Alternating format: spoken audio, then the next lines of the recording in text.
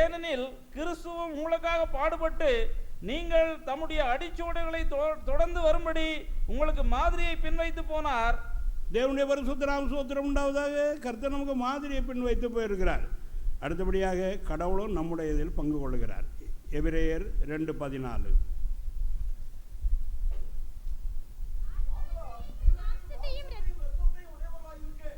அவரும் அவர்களை போல மாம்சத்தையும் இரத்தத்தையும் உடையவரானார். மரணத்துக்கு அதிகாரியாகி பிசாசானவனை தமது மரணத்தினாலே அழிக்கும்படிக்கும் ஜீவகாலமெல்லாம் மரண பயத்தினாலே அடிமைத்தனத்திற்குள்ளானவர்கள் யாவரையும் விடுதலை பண்ணும்படிக்கும் அப்படியானார். 4ஆம் அதிகாரம் 15வது வசனம். நம்முடைய பலவீனங்களை குறித்து பரிதபிக்க கூடாத பிரதான ஆசாரியர் நமக்கு இராமல் எல்லா விதத்திலும் நம்மை போல் சோதிக்கப்பட்டும் பாவம் இல்லாதவராய் இருக்கிற பிரதான ஆசாரியரே நமக்கு இருக்கிறார். நம்முடைய மாம்ச சரீரம் நம்முடைய ரத்தத்தை போல அவர் நம்மிலே பங்கு பெற்றார், நம்மில் சகோதரர் ஆனார். என்னுடைய சகோதரர் என்று சொல்லி கர்த்தர் சொல்லுகிறார். நாம் அவருடைய மாம்சமும் அவருடைய எலும்புமாக இருக்கிறோம். தேவனுடைய பரிசுத்த நாம ஸ்தோத்திரம் உண்டாவதாக. திருச்சபை என்று சொல்லப்படுவது மகா மேன்மையானது. எப்பொழுது நம்ம கர்த்தருக்கு ஆராதனை செய்கிறோம், முன்னின்று நம்மோடு கூட சேர்ந்து அந்த ஆராதனை செய்கிறதும் நடத்துகிறவன் கர்த்தராகிய இயேசு கிறிஸ்துவே. இயேசு கிறிஸ்து அதாவது அவர் ஆராதனை செய்கிறார். பிதாவாகிய தேவனை ஆராதிக்கிறதுக்கு அவர் முன்னின்று மாதிரி காண்பிக்கிறார். நாம் அதை அப்படியே ஃபாலோ பண்ணுகிறோம், அதாவது பின்தொடர்ந்து செல்லுகிறோம். எபிரேயர் நிறுவம் இதில் நான் வாசிக்கிற பிரகாரம் 12 முதல் 6வது வாசிக்கலாம். 10வது வசனத்திலிருந்து வாசிங்க. எபிரேயர் 2:10. ஏனென்றால் தம்மாலேயும் சகலத்தை உண்டாக்கிறவர் அநேகம் பிள்ளைகளை மகிமையில் கொண்டு வந்து சேர்க்கையில் அவருடைய ரட்சிப்பின் அதிபதியை உபத்திரவங்களினாலே பூர்ணப்படுத்துகிறது அவருக்கு ஏற்றதாக இருந்தது. எப்படியெனில் பரிசுத்தம் செய்கிறவரும் பரிசுத்தம் செய்யப்படுகிறவருமாய் யாவரும் ஒருவராலே உண்டாயிருக்கிறார்கள். இது நிமித்தம் அவர்களை சகோதரன் என்று சொல்ல அவர் வெட்கப்படாமல் உம்முடைய நாமத்தை என் சகோதரருக்கு அறிவித்து சபை நடுவில் உம்மை துதித்து பாடுவேன் என்றும் தேவனுடைய பரிசுத்த நாம ஸ்தோத்திரம் உண்டாவதாக. வாசிங்க அடுத்த வசனத்தை. நான் அவரிடத்தில் நம்பிக்கையாய் இருப்பேன் என்றும் இதோ நானும் தேவன் எனக்கு கொடுத்த பிள்ளைகளும் என்றும் சொல்லி இருக்கிறார். தேவனுடைய பரிசுத்த நாம ஸ்தோத்திரம் உண்டாவதாக. வசனம் 12 நாம் வாசிக்கிற பிரகாரம் உம்முடைய நாமத்தை என் சகோதரருக்கு அறிவித்து சபை நடுவில் உம்மை துதித்து பாடுவேன் என்று இயேசு கிறிஸ்து சொல்லுகிறார். நம்முடைய சபை ஆராதனை நடைபெறும் பொழுது முன்னால் நின்று நம்மோடு கூட சேர்ந்து பாடி இந்த ஆராதனை செய்கிறது கர்த்தராகிய இயேசு கிறிஸ்து ஆகும். பழைய ஏற்பாட்டு மக்களை சகோதரர் என்று சொன்னதில்லை. பழைய ஏற்பாட்டு மக்களை பிதாவே பிதாவே என்று அழைத்ததில்லை. நான் அங்கே எல்லாரும் உம்முடைய பிள்ளையே நீர் எங்களுடைய பிதா என்று சில இடங்களில் கவியாக எழுதியிருக்கிறது. ஆனால் எங்கள் பிதாவே என்று அவர்கள் ஜெபிக்க மாட்டார்கள், ஜெபிக்கிறது இல்லை. புதிய ஏற்பாட்டின் பெரிய மகிமை என்றால் பிதாவே என்று ஜெபிக்கும்படி கர்த்தராகிய இயேசு கிறிஸ்து சொல்லிக் கொடுத்தார். நானும் என் பிள்ளைகளும் என்று சொல்லி கர்த்தர் சொல்லுகிறார். அவர்களை சகோதரர் என்று சொல்லி சொல்லுகிறார். சபை நடுவிலே, அதாவது மெய்யான ஆராதனை நடுவிலே இயேசு கிறிஸ்து நின்று பாடுகிறார். சபை நடுவில் உம்மை துதித்து பாடுவேன் என்றும் இதோ நானும் தேவன் எனக்கு கொடுத்த பிள்ளைகளும் என்று சொல்லி இருக்கிறார் என்பதாகும். இது சங்கீதத்திலே காணப்படுகிற தீர்க்க தரிசனம் இங்கே எடுத்து கையாளப்படுகிறது. தேவனுடைய பரிசுத்த நாம ஸ்தோத்திரம் உண்டாவதாக. ஆனபடியால் பயத்தோடும் பக்தியோடும் தேவனுக்கு ஆராதனை செய்ய நாம் ரொம்ப கவனமாக இருக்க வேண்டும். இந்த ஐக்கியம் என்று சொல்லப்படுகிறது மிக முக்கியமானதாகும். லூக்கா 2:14 நாம் வாசிக்கிற பிரகாரம் உன்னத்திற்கிற தேவனுக்கு மகிமையும் பூமியிலே சமாதானம் மனுஷர் மேல் பிரியம் உண்டாவதாக என்று சொல்லி சொன்னார். ஒரு மனிதன் ஞானஸ்நானம் பெறும் பொழுது இந்த தீர்க்க தரிசனம் நிறைவேறது. உன்னத்திற்கிற தேவனுக்கு மகிமை உண்டாகிறது, பூமியிலே சமாதானம் உண்டாகிறது, தேவனுடைய பிரியம் அவன் மேலே உண்டாகிறது. தேவனுடைய பரிசுத்த நாமம். மற்றபடி அந்த தீர்க்க தரிசனத்துக்கு தூதர்கள் பாடுன அந்த வார்த்தைக்கு அர்த்தமே இல்லாமல் இருக்கும். தானியேல் 9:24 இப்படி வாசிக்கிறோம். தானியேல் 9:24 மேசியா சங்கரிக்கப்படுகிற சம்பவத்தை பற்றி எழுதியிருக்கிறது. தமக்காக இல்லை, நமக்காக தான் அவர் சங்கரிக்கப்படுகிறார் என்று சொல்லி அங்கே எழுதப்பட்டிருக்கிறதற்காக நாம் தேவனை ஸ்தோத்தரிப்போமாக. நம்முடைய கர்த்தராகிய இயேசு கிறிஸ்துவை குறித்து இவ்விதமாக நாம் வாசிக்கிறோம். யாராவது வாசிக்கலாம். பாவங்களை தொலைக்கிறதற்கும் அக்கிரமத்தை நிவர்த்தி பண்ணுகிறதற்கும் நித்திய நீதியை வருவிக்கிறதற்கும் தரிசனத்தையும் தீர்க்க தரிசனத்தையும் முத்திரிக்கிறதற்கும் மகா பரிசுத்தமுள்ளவரை அபிஷேகம் பண்ணுகிறதற்கும்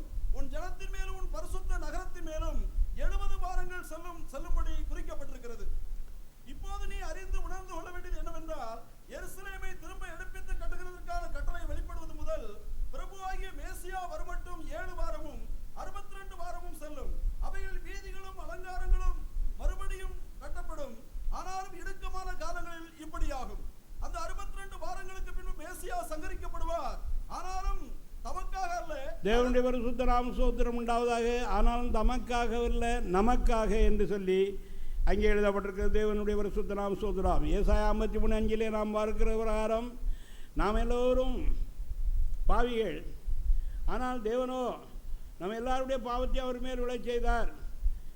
நம்முடையதை அவர் எடுத்துக்கொண்டு அவருடையதை, அவருடைய நீதியையும் அவருடைய பரிசுத்தத்தையும் அவருடைய நன்மையும் நமக்கு அவர் அருளுகிறார். நமக்கு சமாதானத்தை உண்டு பண்ணும் ஆக்கினை அவர் மேலே வந்தது, அவருடைய தழும்புகளால் குணமாகிறோம் என்று எழுதியிருக்கிறது. தேவனுடைய பரிசுத்த நாம ஸ்தோத்திரம் உண்டாவதாக. நம்முடைய மீறுதல் நிமித்தம் அவர் காயப்பட்டு, நம்முடைய அக்கிரமம் நிமித்தம் அவர் நொறுக்கப்பட்டால் நமக்கு சமாதானத்தை உண்டு பண்ண ஆக்கினை அவர் மேலே இருந்து அவருடைய தழும்புகளால் குணமாகிறோம். சிலுவையிலே நடந்த சம்பவம் என்ன என்றால், நம்முடைய பாவங்கள் அக்கிரமங்கள் எல்லாம் அவர் மேலும், அவருடைய நீதி பரிசுத்தம் அவருடைய நன்மை எல்லாம் நம்மேலுமாக இடமாற்றப்பட்டிருக்கிறது. பிதாவாய் தேவன் செய்த பெரிய காரியம் என்ன என்றால்,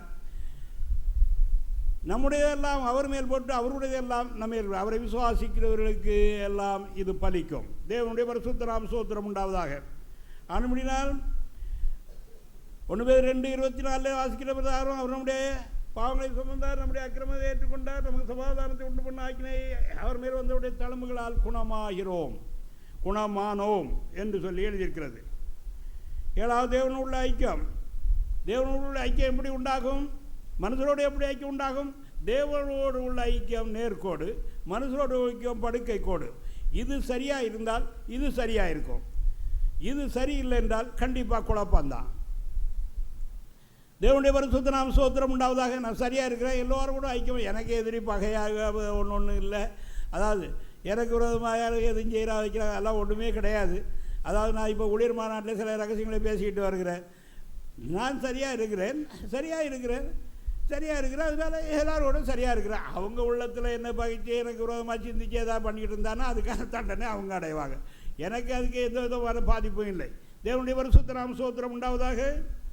ஆம், இதற்கு முதலாவது பாவ நிவர்த்தியாக வேண்டும். ஏசாயா 59:2 இதுதான். ரட்சிக்க விடாதபடி அவருடைய கை குறுகி போவதும் இல்லை, அவருடைய வல்லமை இல்லாமல் போவதும் இல்லை. நம்முடைய பாவங்களே நம்முடைய அக்கிரமங்களே தேவன் நமக்கு செய்யக்கூடாது அப்படி நமக்கு உதவி செய்ய அப்படி அப்படியே முகத்தை மறைக்கிறது. பாவ அறிக்கை, பாவத்தை விட்டு விடுதல் மூலமாக இரக்கம் கிடைக்கும், இரக்கத்தை பெறலாம். ஆதிசபை ஐக்கியத்தை வளர்ந்து பெருகிட்டு கூடி வருதலை அவர்கள் மிக முக்கியமாய் இன்றியமையாததாய் எண்ணினார்கள். தேவனுடைய பரிசுத்த நாம ஸ்தோத்திரம் உண்டாவதாக. தொப்பி என்ன அனுபவம். ஒரு ஆசிரமத்தில் ஒரு ஏழை சிறுவனை கொண்டு வந்து தாயார் சேர்த்தார். சேர்த்து கொஞ்ச நாள் கழித்து அந்த பையனை பார்க்க வந்தார். அவனுக்கு ஒரு துப்பியை கொடுத்து விட்டு போனார். ரொம்ப ஏழையாக இருந்து. அப்போ சபையிலிருந்து மேலதிகாரிகள், அதாவது அந்த சங்கத்தில் அந்த சொசைட்டியில் இருந்த மேலதிகாரிகள் வந்து இங்கே பார்த்தார்கள். அந்த பையன் ஒரு அழுக்கு தொப்பியை வச்சுருக்கா, அதை முதல்ல அதை பிடிங்க, அதை தூர வீசுங்கன்னு அவனுடைய தொப்பியை எடுத்து ஜன்னல் வழியாக வெளியே போட்டு விட்டார்கள். எது அங்கே உள்ள வார்டன் இவர்கள்லாம். அந்த பையன் அது அங்கே கூட்டம் நடந்துக்கிட்டு இருந்த பிள்ளைகளுக்காக உபதேசம் கொடுக்கப்பட்டுக்கிட்டு இருந்த அந்த பையன் வெளியே போய் அந்த தொப்பியை எடுத்து கையில் வச்சுக்கிட்டு அழுதுகிட்டு இருந்தான். உடனே ஒரு அம்மா போய், நீ ஏன்ப்பா அழுகிற? இந்த தொப்பின்னா என்ன தொப்பி? இது எங்கள் அம்மா ரொம்ப ஏழை, அவங்க சேலையினால் இது பண்ணது, அதை எனக்கு மறக்க முடியல அப்படின்னா. கர்த்தராகிய இயேசு கிறிஸ்து நமக்காக கல்வாரி சிலுவையில் ரத்தம் செஞ்சு மரித்தார், அடக்கம் பண்ண விட்டவர்கள் தான். அதை நாம் மறக்க முடியாது. திருவிருந்தை ஆசிரியத்தில் ரொம்ப முக்கியப்படுத்த வேண்டும். ஐக்கியம். தேவனுடைய பரிசுத்த நாம ஸ்தோத்திரம் உண்டாவதாக. 1 Corinthians 15:25 வாசிக்கிறான்.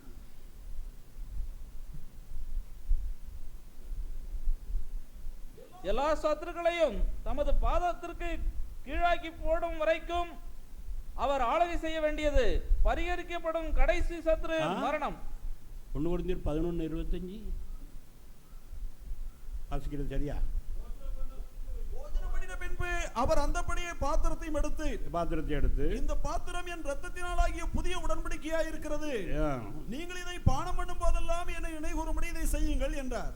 ஆகையால் நீங்கள் இந்த அப்பத்தை புசித்து இந்த பாத்திரத்தில் பானம் பண்ணும் போதெல்லாம் கர்த்தர் வருமளவும் அவருடைய மரணத்தை தெரிவிக்கிறீர்கள். தேவனுடைய பரிசுத்த நாம ஸ்தோத்திரம் உண்டாவதாக.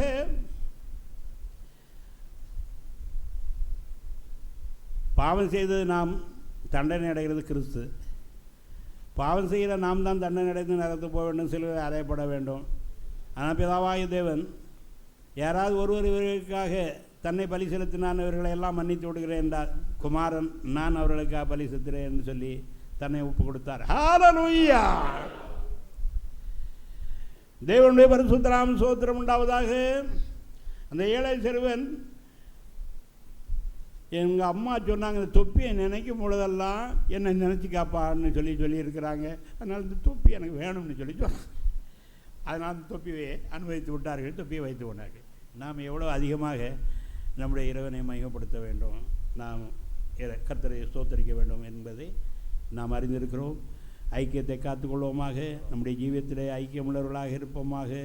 கிறிஸ்துவ ஐக்கியம் மிக முக்கியமானது. இப்படி கிறிஸ்தவர்கள் ஒருவர்கள் கொடுக்கல் வாங்கல், துன்பத்திலே இன்பத்திலே பங்கு பெறுகிறது, அவர்களுக்காக கரிசனை எடுக்கிறது. விதமான ஒரு ஆவியின் ஏக்கம் சபையில் இருக்கிறது.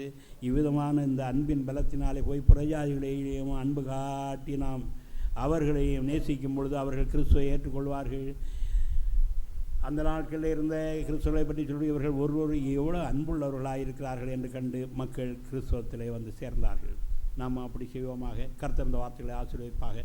கிறிஸ்துவ ஐக்கியம், நீங்கள் எங்களோடு கூட ஐக்கியமுள்ளாகும்படி இதை உங்களுக்கு அறிவிக்கிற எங்களுடைய ஐக்கியம் பிதாவோட குமாரன் ஆகிய இயேசுவோடு உங்கள் சந்தோஷம் நிறைவாக இருக்கும்படி இதை உங்களுக்கு அறிவிக்கிறோம்.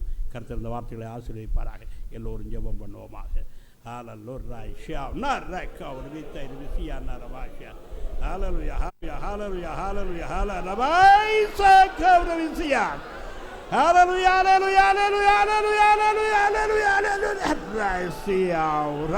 இந்த ஒழுங்கு செய்ததற்காக நமக்கு ஸ்தோத்திரம் தருகிறோம் ஆண்டவரே.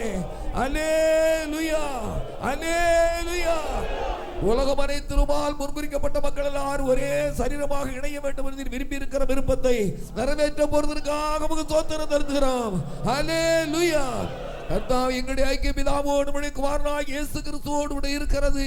நீங்களும் எங்களோடு ஐக்கியமாக இருக்க வேண்டும் என்று நாங்கள் கண்டும் கேட்டும் இருக்கிறவர்கள் உங்களுக்கு அறிவிக்கிறோம். உங்களுடைய சந்தோஷம் நிறைவாக இருக்கும்படி உங்களுக்கு எழுதுகிறோம் என்று எழுதியிருக்கின்றபடி நாங்கள் நிறைந்த சந்தோஷம் உண்டாக இருக்க வேண்டும் என்பதற்காக ஐக்கியத்துக்குள்ளே கொண்டு வந்ததற்காக நமக்கு ஸ்தோத்திரம் தருகிறோம்.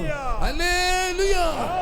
கர்த்தாவே, ஐஸ்வரியவான்களும் அறிவாளிகளும் கலங்கி தவித்து கண்ணீர் வடித்துக் கொண்டிருக்கிற கடைசி நாட்களிலே நாங்கள் மிகுந்த சந்தோஷம் உள்ளவர்களாக வாழ வேண்டும் என்பதற்காக எங்களுக்காக செய்திருக்கிற தெய்வீக உறவுக்காக நமக்கு ஸ்தோத்திரம் தருகிறோம். அல்லேலூயா.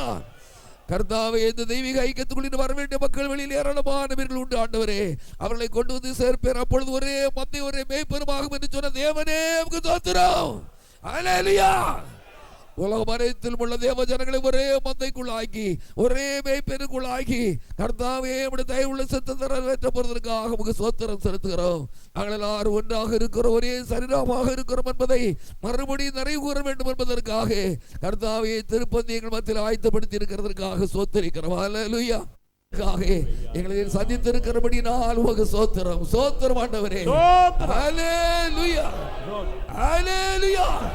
நாங்கள் என்னென்ன செய்ய வேண்டும் என்று விரும்பி இருக்கிறதோ அதை செய்யும்படியான உணர்வுகள் எல்லா உள்ளங்களிலும் உண்டாகட்டும் ஆண்டவரே. அல்லேலூயா.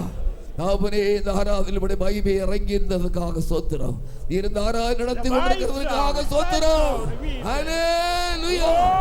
தலைமை நீர் உலகம் அனைத்திற்கு வெளிப்படுத்த போவதற்காக ஸ்தோத்திரம். மலையின் மீது இருக்கிற பட்டணம் மறைந்திருக்க மாட்டாது என்று சொன்னது போல உலகம் அனைத்திற்கும் திருச்சபை வெளிப்படுத்த போவதற்காக ஸ்தோத்திரிக்கிறோம். அல்லேலூயா. பெரிய காரியங்களை செய்யும். தொடர்ந்து ஆராதனை ஆசீர்வாதமாக நடத்தி முடித்து தந்தர வேண்டும் என்று இயேசு கிறிஸ்துவின் நாமத்தில் வேண்டுகிறோம். பரிசுத்தமுள்ள பரமபிதாவே. ஆமென். ஆமென். ஹalleluya. ஹalleluya. ஹalleluya. ஹalleluya. ஹalleluya. தேவனுடைய பரிசுத்த நாமம் ஸ்தோத்திரம் உண்டாவதாக.